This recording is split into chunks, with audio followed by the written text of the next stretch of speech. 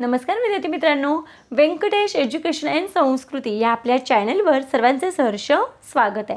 आजच्या व्हिडिओमध्ये आपण नॅशनल स्कॉलर सर्च परीक्षा 2026 18 जानेवारी 2026 या दिवशी झालेल्या पेपराचे आपण संभाव्य उत्तरसूची आजच्या व्हिडिओमध्ये बघणार आहोत। या आधीच्या व्हिडिओमध्ये आपण गणित आणि बुद्धिमत्ताचे प्रश्न सोडवून दिलेले आहेत, त्याची लिंक या व्हिडिओच्या डिस्क्रिप्शन बॉक्समध्ये दिली आहे। नेहमीप्रमाणे व्हिडिओ आवडल्यास व्हिडिओला लाईक करा, आपल्या मित्रमैत्रिणींना शेअर करा, चॅनलवर नवीन असाल तर चॅनलला सबस्क्राइब करा। बघा इथे पहिला प्रश्न, ज्या वनस्पती फूल फळ देतात त्यांना टिंबटिंब असे म्हणतात। मग काय? सपुष्प वनस्पती असे म्हणतात। पर्याय क्रमांक 2 हे आपल्या प्रश्नाचं योग्य उत्तर आहे।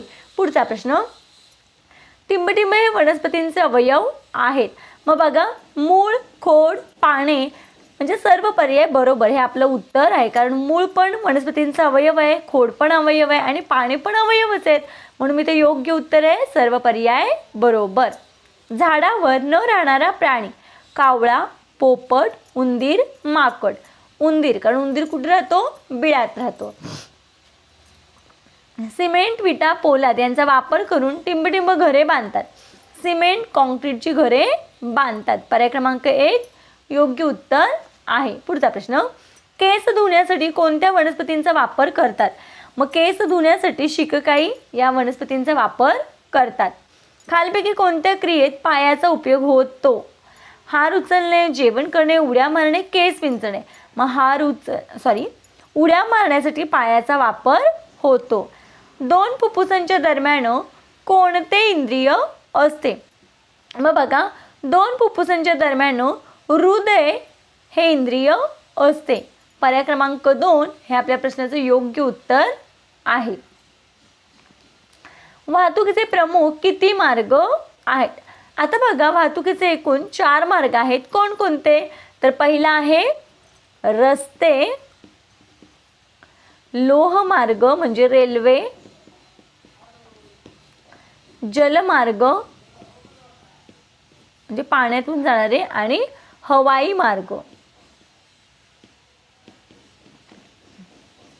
मग असे किती आहेत? हे 4 मार्ग आहेत। पर्याय क्रमांक 1 हे आपल्या प्रश्नाचं योग्य उत्तर आहे। वेगळा पर्याय शोधा। आगगाडी, छकडा, बैलगाडी, टांगा। आता आगगाडीला आपण रेल्वे म्हणतो, जी रुळावरून चालते, बरोबर आहे। तिला इंजिन लागतं आहे की नाही? सॉरी इंजिन म्हणते, तिला सुद्धा काय लागतं? तर बघा छकडा म्हणजे काय? तर छकडा म्हणजे काय? एका बैलांची जी गाडी असते, एका बैलाने ओढणारी जी गाडी असते, जी रेसमध्ये वापरली जाते, बैलांच्या जी शर्यती असतात त्याला छकडा शर्यत म्हणतात की नाही? म्हणजे त्या गाडीला एकच बैल जुंपलेला असतो, त्याला आपण काय म्हणतो? छकडा। म्हणजे प्राण्यांची आहे की नाही? प्राणी, ह्याला इंजिन लागतं का नाही? हे प्राण्यांनी चालवली जाते। बैलगाडी तर आपल्याला माहिती आहे, दोन बैलांची बैलगाडी। आणि टांगा म्हणजे काय? घोडा जोडलेला असतो गाडीला आहे की नाही? मग हे सगळे काय आहेत? प्राण्यांनी चालवलेल्या गाड्या आहेत। आणि ही काय आहे? आगगाडी, इंजिन आहे त्याला, म्हणून ही काय आहे? वेगळी आहे। आपल्या शरीरात त्वचा वगळता एकूण किती ज्ञानेंद्रिये आहेत? मग एकूण 5 ज्ञानेंद्रिय आहेत। कोणकोणते ज्ञानेंद्रिय आहेत? तर कान, नाक, डोळे आणि जीभ आणि त्वचा तर इथे दिले, पण त्वचा वगळून मग ही 4 राहतात। 1 2 3 4 आणि हे 5, पण त्वचा वगळता विचारले म्हणून हे 4च येणार। मग 4 कुठे? पर्याय क्रमांक 4 हे आपल्या प्रश्नाचं योग्य उत्तर आहे। मातीतून मिळणारी नैसर्गिक संपत्ती कोणती? मग मातीपासून आपल्याला काय भेटतं? खनिज आणि पाणी। पर्याय क्रमांक 4 हे आपल्या प्रश्नाचं योग्य उत्तर आहे। खैराच्या झाडापासून काय मिळते? मग खैराच्या झाडापासून आपल्याला कात मिळतो। पर्याय क्रमांक 1 हे आपलं योग्य उत्तर आहे। नखे वाढल्याने कोणता आजार होण्याची शक्यता असते? तर नखे वाढल्याने पोटदुखी होण्याची शक्यता असते, कारण नखातलीच घाण जेवताना पोटात जाते, त्याच्यामुळे पोटाचे विकार होण्याची शक्यता असते। खालीलपैकी कोणत्या निवाऱ्यात सुगरण हा पक्षी आढळतो?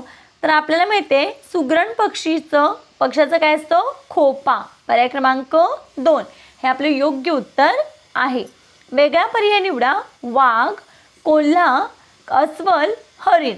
आता याच्यामध्ये हरिण वेगळं, कारण हरिण शाकाहारी प्राणी आहे आणि हे सगळे मांसाहारी प्राणी आहेत म्हणून मी इथे वेगळं आहे. पर्याय क्रमांक 4 हरिण.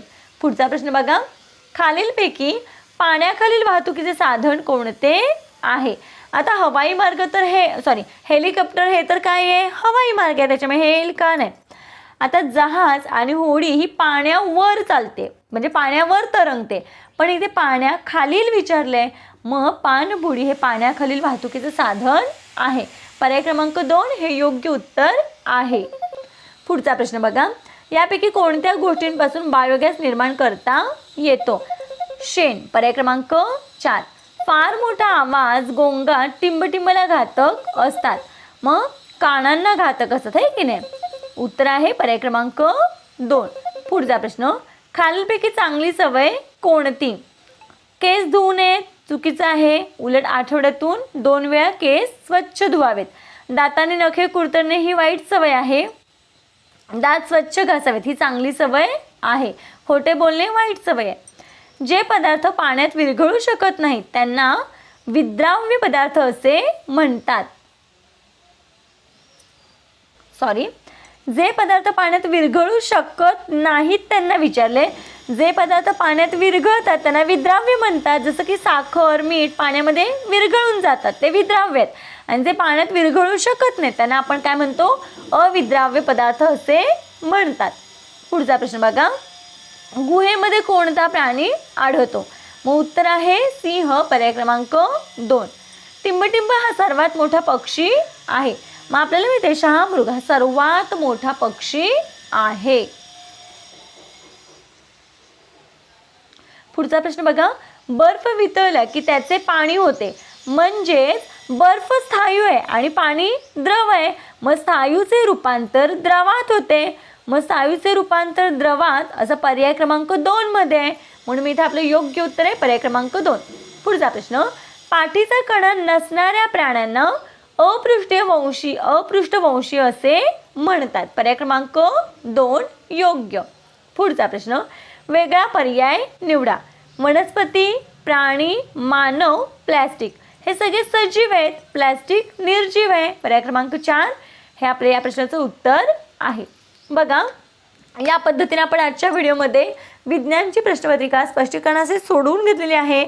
आशा करते आपल्या सर्वांना व्हिडिओ आवडला असेल. व्हिडिओ आवडल्यास लाईक, शेअर, सबस्क्राईब.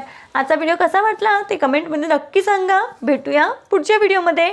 तोपर्यंत नमस्कार. थँक्यू.